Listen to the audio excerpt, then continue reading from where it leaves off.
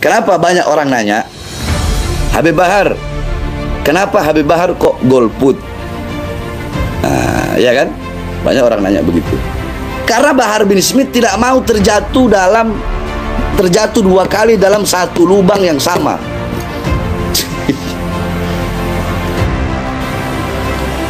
Kan udah kita orang tahu semua. Bagaimana dulu Habib Rizik mati-matian 2018, Ana mati-matian buat menangkan Prabowo, ya kan? Tapi ternyata Prabowonya khianat. Prabowonya masuk ke rezim yang memenjarakan Habib Rizik. Terus makanya karena perkara itu, karena khianatnya Prabowo, seorang mukmin tidak bakal terjerumus 2 kali. Dan kalau orang yang berakal, dia juga paham, dia ngerti. Kalau ulama aja dikhianati, apalagi rakyat, apalagi masyarakat. Walaupun sekarang banyak, semua capres, mau Anies kek, mau Prabowo kek, mau siapa lagi satu, mau Ganjar kek, mereka semua tiga-tiganya mau mereka ngomong apa kek, janji apa kek, ana nggak percaya sama sekali. Makanya itu untuk pribadi ana golput.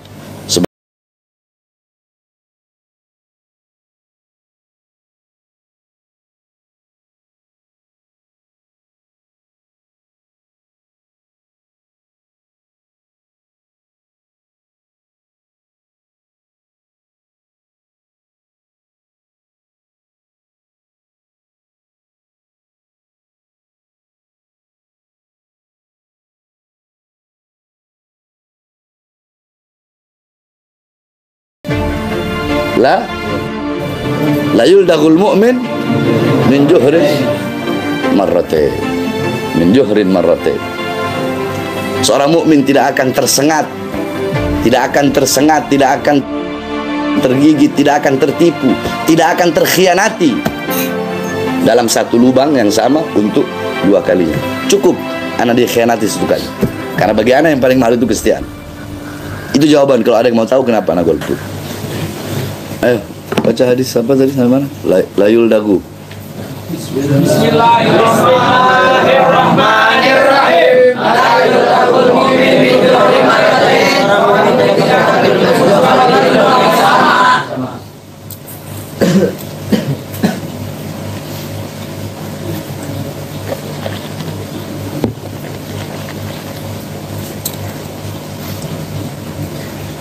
Bismillahirrahmanirrahim.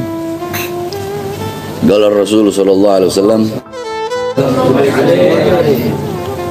la yuldagul mu'min min juhrin marratain. Tidak akan, yuldagu itu artinya menyengat, menggigit. Itu biasanya dipakai kalau kayak ular, lebah, tawon, itu pakai bahasa yuldagu, artinya menggigit.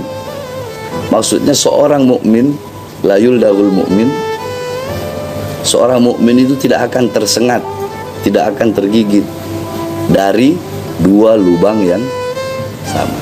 Itu maksud daripada makna yuldagu. Ya maksudnya tergigit, tersengat.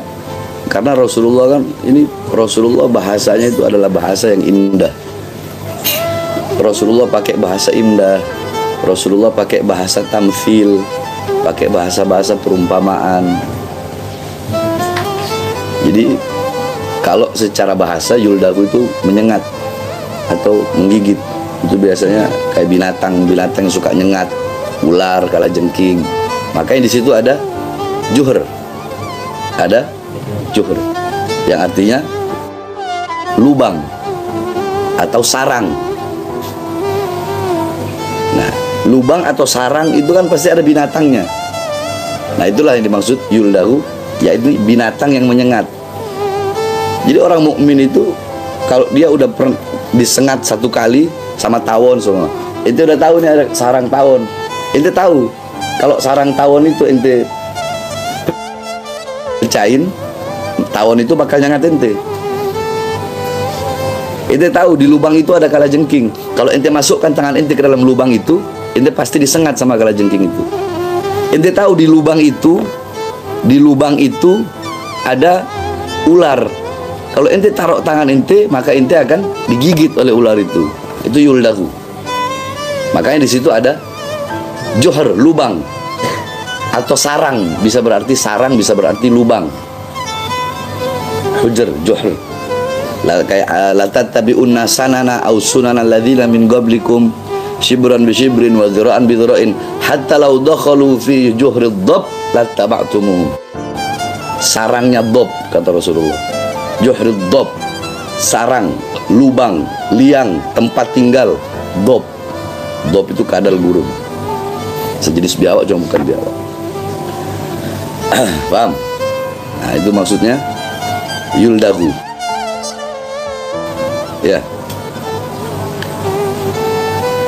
Nah, terus asbabul wurud daripada itu hadis, ada dulu namanya Abu Hazzah al-Jumahi. Abu Hazzah al-Jumahi. Abu Hazzah al-Jumahi ini tawanan perang. Jadi ketika perang Badar, kan itu banyak tawanan-tawanan itu, orang kafir Quraisy. Salah satu tawanan perang Badar tersebut, ya, adalah Abu Hazzah al-Jumahi. Nah, Rasulullah SAW, beliau melepaskan Abu Hazzah al-Jumahi. Kenapa Rasulullah lepaskan? Bukan nggak ada alasan. Alasannya Rasulullah melepaskan Abu Hazzah karena Abu Hazzah ini orang susah, orang fakir, orang miskin, terus banyak anak perempuannya.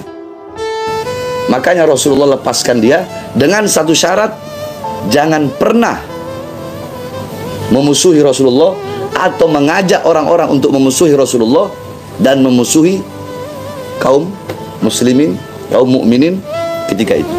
Makanya dibebaskan oleh Rasulullah SAW.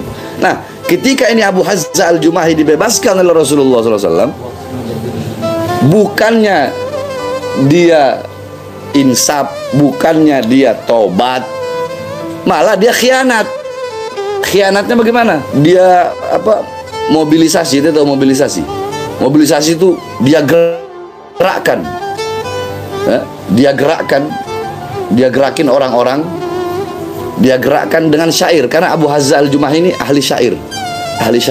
Jadi dengan syairnya dia ngajak orang, ya, dia memprovokasi orang-orang untuk memusuhi Nabi Muhammad dan umat Islam. Akhirnya ketika perang Uhud ketangkep sama Rasulullah SAW. Ketangkep lagi nih Abu Hazzah al-Jumahi, paham enggak itu? Ketika ketangkep lagi dia memohon, ya Rasulullah, dia bilang, wahai Muhammad, tolong lepaskan aku. Anak-anak perempuanku banyak, biarkan aku mengurus anak-anak perempuanku.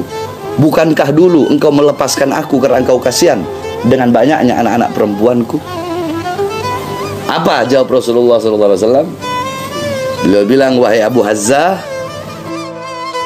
engkau tidak akan mengusap pipimu. Engkau tidak akan pernah bisa lagi mengusap pipimu di Mekah. Engkau telah menipu Muhammad 2 kali.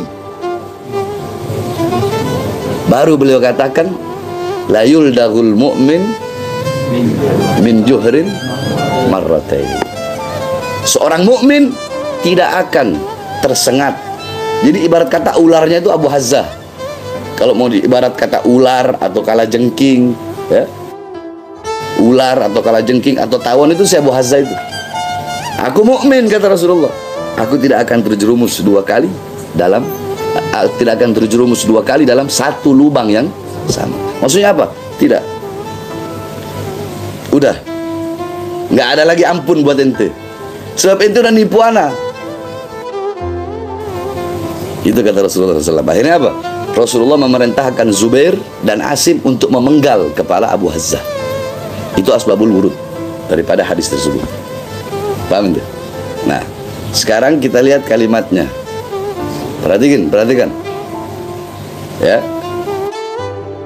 La yuldagul mu'min. Al-Imam An-Nawawi radhiyallahu anhu, beliau mengatakan bahwasanya Al-Imam Qadiyat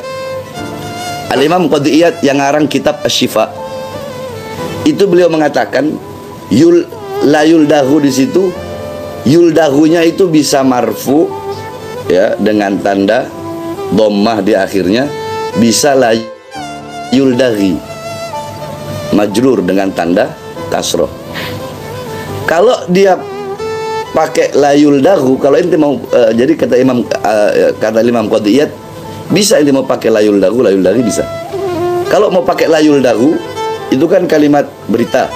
Nah, berarti kalau pakai la yuldaghu, di situ kalimat berita menunjukkan bahwasanya seorang mukmin itu adalah orang yang cerdas, orang yang pinter, orang yang nggak bakal terjerumus kedua kali dalam lubang yang sama, orang yang nggak bakal tertipu dua kali, orang yang nggak bakal bisa dibohongi dua kali. Nah, kalau pakai yuldaghi, kata Imam Qadiyat, itu maknanya adalah larangan, makna larangan, atau bisa juga makna perintah. Jadi larangan, dilarang seorang mukmin terjerumus kedua kali dalam lubang yang sama, dalam dosa yang sama, dalam pengkhianatan yang sama, dalam kelalaian yang sama. Nah, jadi seorang mukmin di sini diajarkan, ini hadis mengajarkan mukmin itu harus cerdas, mukmin itu harus pinter. Jangan sampai ente orang ya tertipu dua kali, dibohongi dua kali, dikhianati dua kali, baik dalam urusan dunia atau dalam urusan akhirat. Jangan sampai melakukan dosa yang sama dua kali. Kalau yang pertama ya lalai, pertama lalai. Contoh, ada lubang, ente iseng naruh tangan ente di lubang itu, ente lalai, ghafil, ente orang yang lalai. Karena kelalaianmu engkau disengat, karena kelalaianmu engkau digigit sama ular itu. Tapi nanti besok-besok ente taruh lagi tangan ente di situ, ente udah bukan lalai, bodoh, goblok, dungu namanya.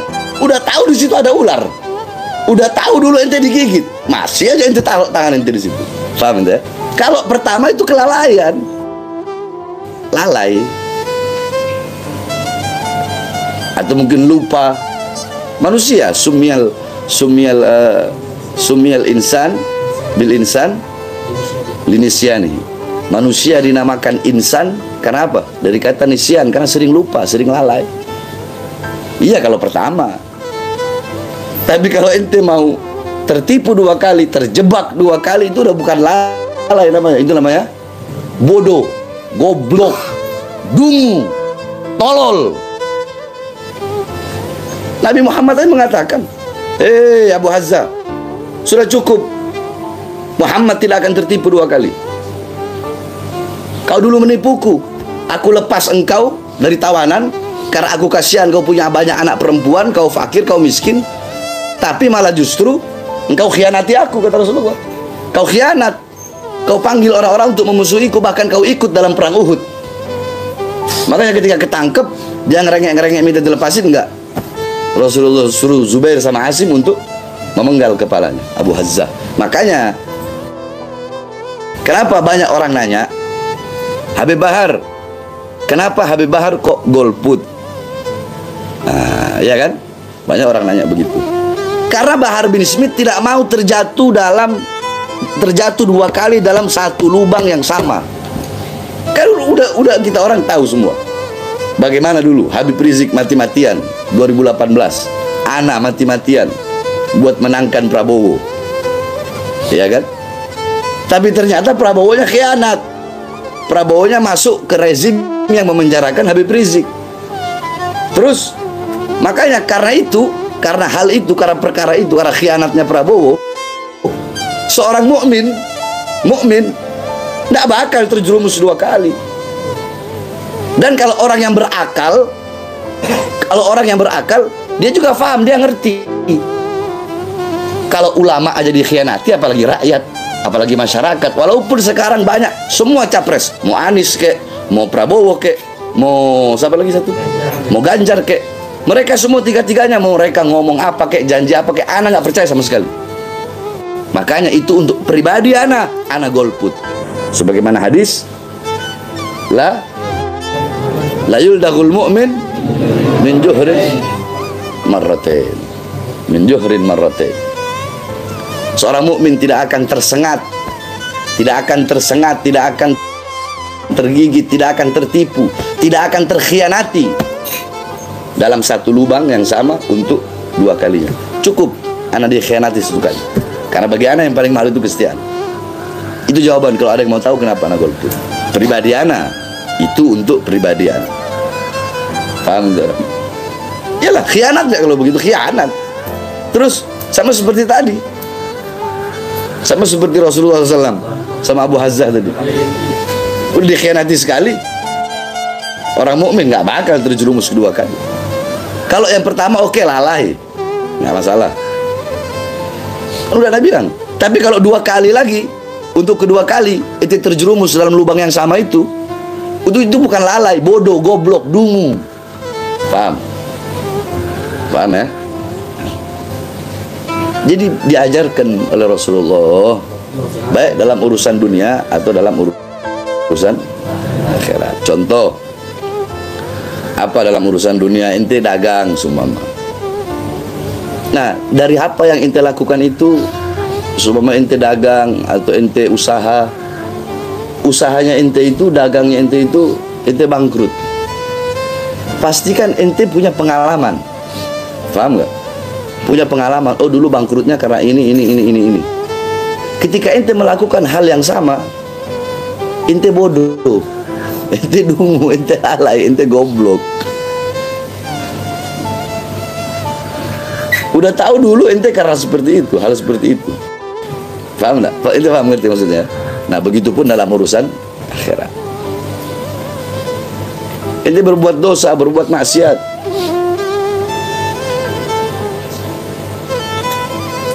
sekali, terus ente masuk lagi ke dalam perbuatan dosa itu, ente masuk lagi ke dalam perbuatan maksiat itu bukan seorang mukmin. Karena seorang mukmin itu dia tidak akan tersesat, tidak akan terjerumus di dalam satu lubang, di dalam satu lubang yang sama. Dia nggak bakal terjerumus kedua kali. Kalau satu kali itu karena kelalaian, lalai atau kasihan. Oh iya, 2018 anak nyoblos. Siapa yang nyoblos? Prabowo sama siapa waktu itu? Itu semua satu penjara coblos Prabowo. Anak coblos Prabowo, semua satu penjara coblos Prabowo. Dia khianat. Terus sekarang mau suruh anak coblos presiden manapun? Oh enggak. Seorang mukmin tidak akan terjerumus ke dalam lubang yang sama dua kali. Cukup anak dikhianati, cukup anak digigit, cukup anak disengat. Bahar bin Smith tidak akan menerima sengatan lagi, tidak akan menerima gigitan lagi dari ular, tukang dusta, tukang bohong, pengkhianat bangsa. Nah, jadi itu kenapa anak kok ikhtiyat, kehati-hatiannya anak. Karena seorang muslim harus, memang mukmin harus berhati-hati, awas, jangan sampai dikhianati lagi. Nah, makanya kan anak walaupun anak golput, anak menyerukan kepada umat, masyarakat, rakyat untuk memilih Anies. Tapi ente lihat di akhirnya itu jangan dipotong. Apa anak bilang? Anies, Muhaimin, saya bakal menyerukan umat untuk pilih kau. Tapi kalau nanti kau jadi presiden, khianati bangsa, khianati rakyat, khianati negara, maka Bahar bin Smith juga yang dulu menyerukan, Bahar bin Smith juga yang akan pertama kali melawan kalian. Itu ada setiap. Nah, itu insaf namanya, itu adil namanya, itu tawassut namanya. Nggak kayak ulama-ulama lain, ustadz, kiai, habib lain yang terus mau jadi anjing-anjingnya pemerintah, jadi anjing-anjingnya pejabat, jadi penjilat-penjilatnya pejabat. Padahal dia tahu pejabat itu, pemerintah itu hanya mau cari manfaat dari dia. Dia tahu, bukan enggak. Tapi karena ketololannya, kebodohannya, ya dia terjerumus terus di situ, digigit terus. Bukankah dikatakan fasadur ra'iyah? Imam Ghazali bilang, fasadur ra'iyah bi fasadil umara. Rakyat, negara itu rusak karena rusaknya pemerintah, karena rusaknya pejabat. Sebagaimana kaidah idza taghayyara ru'us taghayyara mar'us. Kalau pemimpin rusak, yang dipimpin pun rusak. Kepala ke kanan, ekor ke kanan, kepala ke kiri, ekor ke kiri. Negara hancur, negara rusak karena pemimpin. Nah, rusaknya pemimpin itu karena ulama. Jadi balik lagi ke ulama, ke ustadz, ke kiai, ke habaib. Kenapa? Karena banyak para ulama, ya, mereka meninggalkan nasihat wal irsyad, mereka meninggalkan petunjuk, meninggalkan nasihat kepada para pejabat-pejabat itu, kepada para pemerintah itu, padahal mereka dekat. Yang harusnya mereka dekat untuk memberikan nasihat, untuk memberikan petunjuk, untuk memberikan untuk menggiring mereka menuju jalan yang lurus. Ini kebalik. Malah mereka yang diatur. Bukan cuma 2 kali terjerumus itu yang kayak begitu kalau seperti itu. Karena mereka tetap di pintu sudah itu. Mereka tetap di pintu-pintu kekuasaan itu. Walaupun mereka telah tahu. Paham? Jadi Islam itu mengatur. Jangankan urusan kenegaraan, jangankan urusan politik, jangankan urusan negara atau kepemimpinan. Kencing aja diatur sama Islam. Mulai ente mau bangun tidur sampai ente bangun tidur sampai ente mau tidur, semua diatur sama Islam. Jadi kalau ada mau belagak-belagak wali, ya, mau belagak-belagak wali, Habib, terus ngomong, oh itu Habib yang ijtima ulama itu Habib dunia, yang ngomong itu yang goblok. Itu Habib goblok, Habib bodoh, Habib tolol itu, Habib bangsat, Habib biadab itu. Dia sendiri nggak sadar dirinya dekat dengan para pejabat-pejabat, terus mau mengatakan itu termasuk dunia. Bukan termasuk dunia.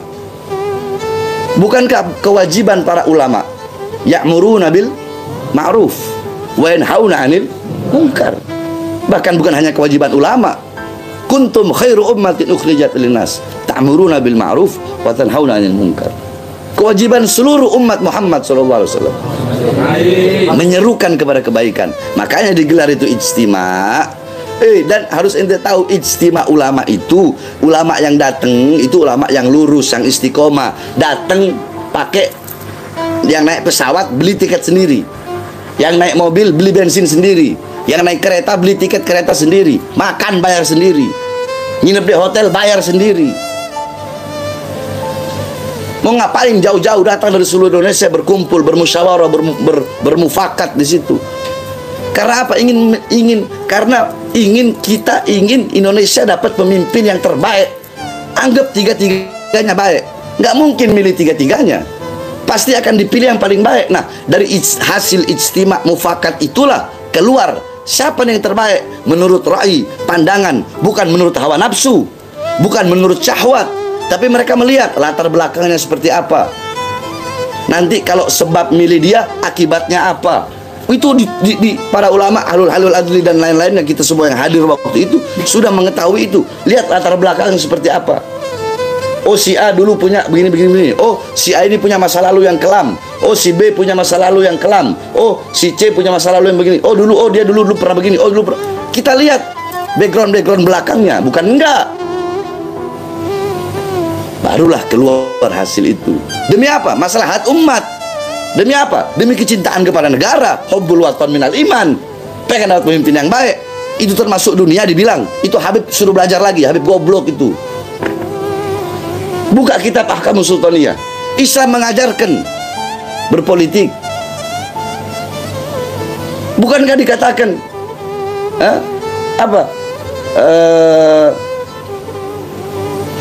al-muluk hukamun 'alan nas. Al-muluk hukamun 'alan nas wal ulama hukamun 'alal muluk. Raja, penguasa, presiden, pemerintah, pejabat, mereka bisa mengatur rakyat. Mereka menghakimi rakyat, mengatur rakyat, mengurus rakyat. Terus siapa yang bisa menghakimi mereka? Siapa yang bisa mengatur mereka? Para pejabat, para aparat. Al-ulama hukamun 'alal muluk. Ulama.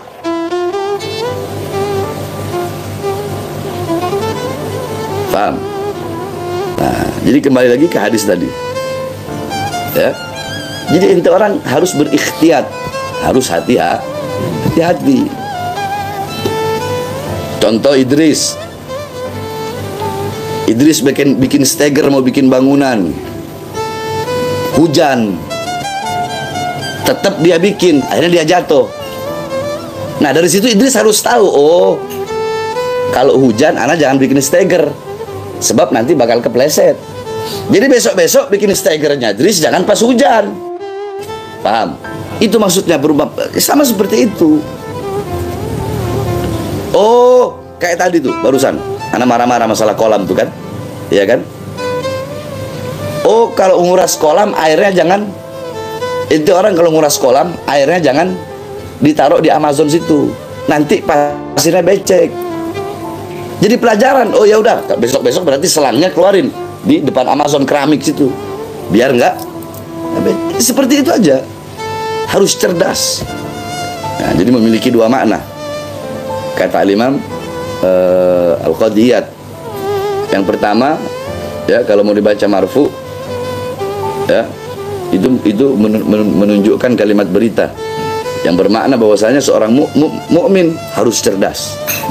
Mukmin harus cerdas, harus berhati-hati, jangan sampai dia terjatuh di dalam lubang yang sama dua kali, tersengat, tergigit oleh binatang-binatang, binatang-binatang yang beracun. Jangan sampai dua kali dia tersengat, tergigit. Yang kedua, kalau mau dibaca apa namanya? Kalau dibaca apa? Kalau jadi majrur, kalau mau dibaca jer, ya dengan kasroh itu layul dari itu dengan makna larangan. Berarti seorang mukmin dilarang untuk terjatuh ke dalam lubang yang sama dua kali. Paham? Paham ya?